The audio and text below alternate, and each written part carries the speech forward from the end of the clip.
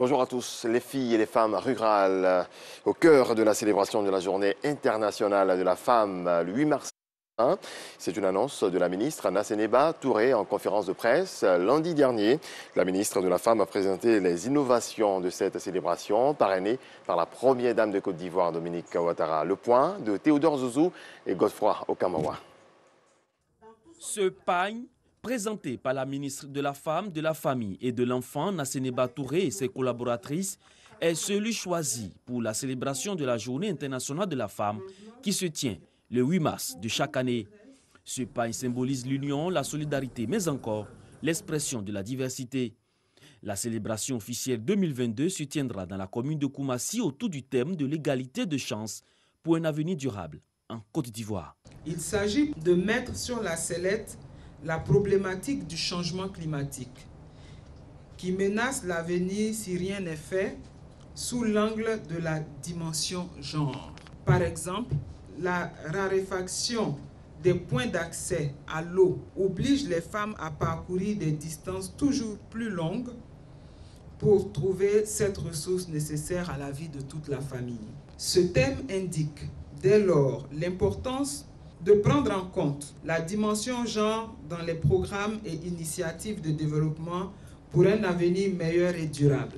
Une occasion pour la ministre Nasseneba Touré de présenter les innovations de cette édition. Le lancement de la GIF 2022 qui se tiendra le 21 février prochain au campus universitaire de Cocody. Nous allons avoir des panels autour des thèmes zéro violence basée sur le genre et cohésion sociale. La GIF des arts, de la mode et du spectacle et la cérémonie officielle le 8 mars sous le parrainage de Madame la Première Dame, Madame Dominique Ouattara. Pour amener la jeune génération à s'approprier la lutte contre le changement climatique, la présentation d'une nouvelle génération de jeunes hommes militants en faveur des droits de la femme intitulée E4She est envisagée. Les réseaux sociaux et les acteurs de la presse sont également mis à contribution pour être des relais dans la sensibilisation et faire tomber les inégalités.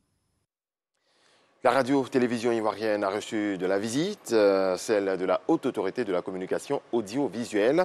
Une démarche de la ACA qui s'inscrit dans le cadre de ses visites périodiques aux médias. L'autorité de régulation vient s'imprégner des conditions de travail des agents, non sans faire quelques propositions. Walter Amadou Ouattara.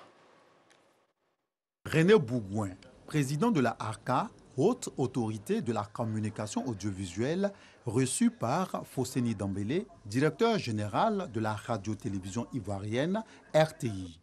À ses côtés, des directeurs des chaînes radio et télé, ainsi que des responsables des autres départements du groupe RTI. Les différents points à l'ordre du jour, notamment les grilles des programmes et les réalités rencontrées dans leur mise en œuvre, les modes de sanction de la ACA sont abordés sans tabou. Membres de la délégation reçue et ceux de la structure haute ont ainsi partagé leurs avis et suggestions relativement à l'exécution du cahier de charges de la RTI.